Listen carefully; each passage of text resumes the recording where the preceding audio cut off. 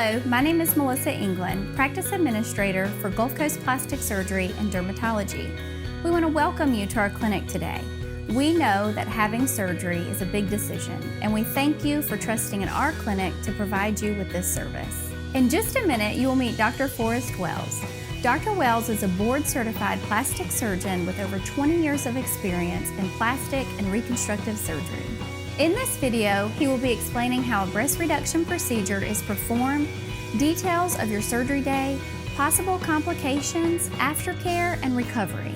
We will wrap up the video with the information regarding the insurance or self-pay process for having this procedure. Following this video, the provider will come in and meet with you to go over everything you have watched, do an examination, and discuss any questions you might have. Hello, I'm Dr. Wells. I want to welcome you to my clinic today. I understand that having a surgical procedure like breast reduction is a big decision. So we have created this video to help you better understand the details of this surgery. Women often consider having a breast reduction performed to alleviate the symptoms associated with large breasts. These symptoms include pain in the neck and shoulders, as well as rashes that occur in the inframammary fold. Breast reduction reduces these symptoms by not only reducing the weight of the breast, but also includes a lift that reduces the skin-to-skin contact at the fold, and therefore improves skin irritation that women with large breasts often experience. On the day of surgery, I will meet with you and draw a pattern on your breast with a marker that is used on the skin for surgery. These marks will be used to guide me in the operating room. You will be given a general anesthesia, so you will be asleep during the entire procedure and will feel no pain. The areola will often be reduced. Both the nipple and the areola will be lifted, keeping its blood supply attached to the underlying breast tissue. The skin will be brought back together using the pattern I drew beforehand. Your stitches will be underneath the skin and absorbable, so they will not need to be removed. I like to use before and after photos to show ideal results. These photos show the scar around the areola, from the bottom of the areola to the fold, and a scar within the fold. You can see how you get a lift as well as a reduction. The back and neck pain caused by large breasts are from not only the weight of the breast, but also the droopiness. So the lift is an important part of improving symptoms as well as a cosmetic benefit. The vast majority of patients do not have drains. However, there are times, especially when a very large amount of tissue is removed, that I will place a drain. This is an intraoperative decision that I will make based on what I see in the operating room. Hello, I'm Mary Elizabeth Cordell. I'm a nurse practitioner here with Dr. Wells at Gulf Coast Plastic Surgery and Dermatology. Thank you for considering our clinic for your breast reduction surgery. The surgery is performed on an outpatient basis at a freestanding surgical facility. The actual surgery lasts approximately 2 hours and is performed under general anesthesia. You will be at the surgical center longer with the preoperative time where you'll meet and talk to the anesthesiologist and the nurses responsible for your care, as well as the postoperative period where you will recover from anesthesia. Your friend or family member that accompanies you to the surgical facility will be given written instructions on how to care for you for the next few days. You will need a friend or family member with you at home for the first 2 to 3 days after surgery. At this point, most patients are recovered enough to be left by themselves. Your first post-operative appointment will be 2 to 3 days after your surgery. You will return to the clinic at this time. During this appointment, your bandages will be changed for the first time in the office, and following this, you'll be allowed to take a shower. You'll be given written instructions again for the next 2 weeks. The second postoperative appointment is typically scheduled 2 weeks following your first. Recovery and return to work is an important part of any elective surgical decision. Most patients can return to a non-strenuous work in 1 to 2 weeks. If you are at a desk job, the earliest you should plan to go back to work is 1 week. At 1 week, while you're not fully recovered, you can perform sedentary work. It is important to stress that you'll still be sore and not fully recovered. If you're on your feet for most of your time at work, but not necessarily doing a strenuous job, you may need 2 weeks off.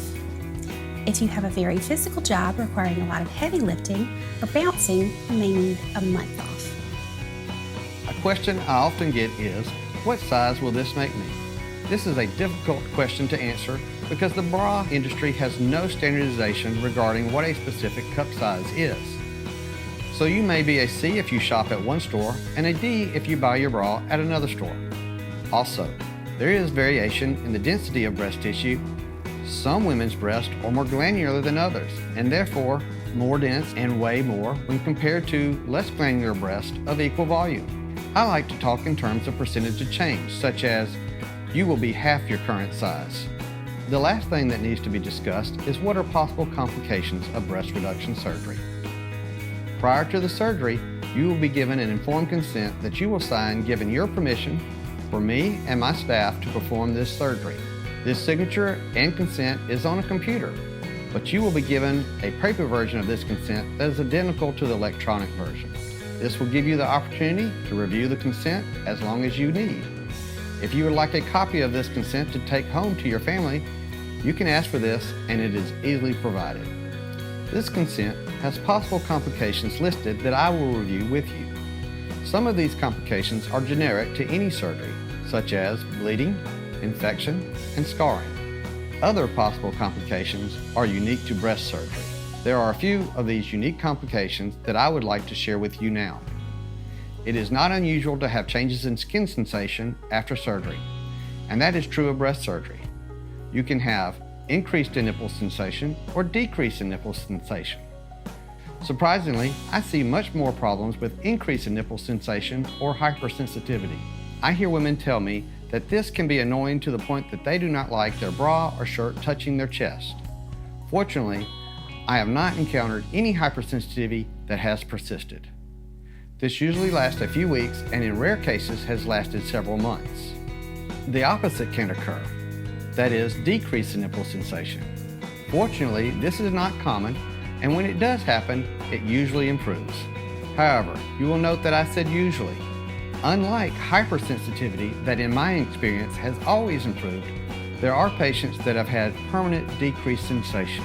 For my younger patients, a discussion regarding future breastfeeding is important to have. I am not aware of a study that gives a definitive answer on how breast reduction affects future breastfeeding. Many women that have never had breast surgery are not able to breastfeed. Therefore, it is difficult to say with an exactness how breast reduction affects breastfeeding. I can say there are many women that have had reductions that have been able to breastfeed. The last possible complication that I would like to discuss in this video is related to blood supply. Breast tissue is mostly fatty tissue and therefore does not have a large amount of blood flow going through it. I decrease the blood flow by performing surgery and cutting some of the blood vessels. And lastly, your tissue needs more blood and oxygen to heal than it does just to live. For these reasons, you see more wound healing problems with breast reduction surgery as compared to other areas of the body, such as the face, that has a robust blood flow. This is the most common complication I see with breast reduction surgery, and I see it frequently. Fortunately, most of the time, this problem is usually small and does not require any intervention. While I see minor wound healing problems often, larger related blood flow problems are uncommon but can occur. These larger issues include large areas of wound healing problems that may lead to thicker scarring that can require revision in the future. The blood supply can be altered enough that not only do the skin edges not have enough oxygen to heal, but the blood flow can get low enough that the tissue does not live. This is a much more serious problem and can result in long-term consequences. Fortunately, while minor wound healing problems are common, larger problems and tissue death is not common. There are multiple factors that contribute to an increased risk of complications related to blood flow.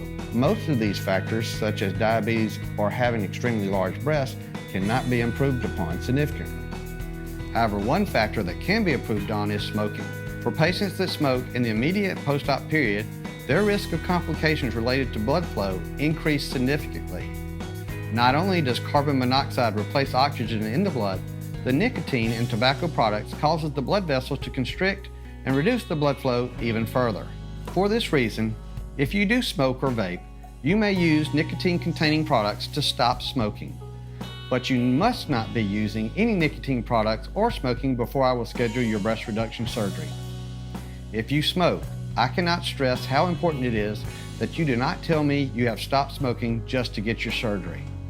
Most of the more serious complications of breast reduction surgery that I have seen have been from patients that said they were not smoking, but for whatever reason did not stop or resume smoking in the immediate postoperative period.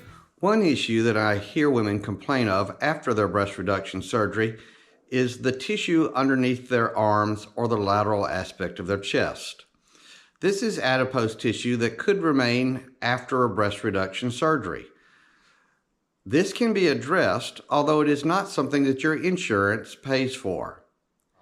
There are 3 ways to address this problem. The first is by simply extending the incision while the patient remains on their back, making the incision a little longer on the lateral aspect. This allows me to cut out skin and fat directly. There are limits to this because I cannot extend the incision around the back while the patient remains on their back.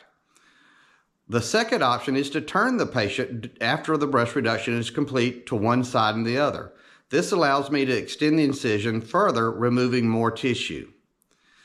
And the last option is to turn the patient as in the second option, but this time perform liposuction rather than direct excision. You avoid the scar and it removes fat, but does not remove the skin. The cost of these options increase from the first option to the third option. If this is something you would like to have addressed, please bring it up during our consultation and I will discuss it further with you. After your first consultation, if you think breast reduction surgery is something you would like to proceed with, my office can start the insurance pre-authorization process. However, because this is an elective procedure, you will have at least one more consultation to ask any questions that you may have thought of once you have had some time to consider the information you obtained on your first visit. Thank you again for considering using me, the staff at my office, and the staff at the Surgical Center. I can assure you that we all realize the trust you place in us, and we will take care of you to the best of our abilities. Going through your medical insurance for a breast reduction can be a bit tricky and take a little bit of time. Each company and plan can be very different. Some insurances require pre-authorization or pre-certification, and some rely on the physician to determine if the patient is a good candidate for this procedure. Obtaining pre-authorization or pre-certification is the process by which your insurance determines you meet the standard for medical necessity, meaning you meet the criteria they have put into place to qualify for this procedure to be covered. The criteria they require you to meet can vary depending on your insurance company. Our nurse will be in shortly to review your medical history and take a few different measurements we need to submit to your insurance company. In closing, we want to thank you for your interest in our clinic and trusting us with your health care. The provider and nurse will be in shortly to do your medical evaluation and answer any questions you may have.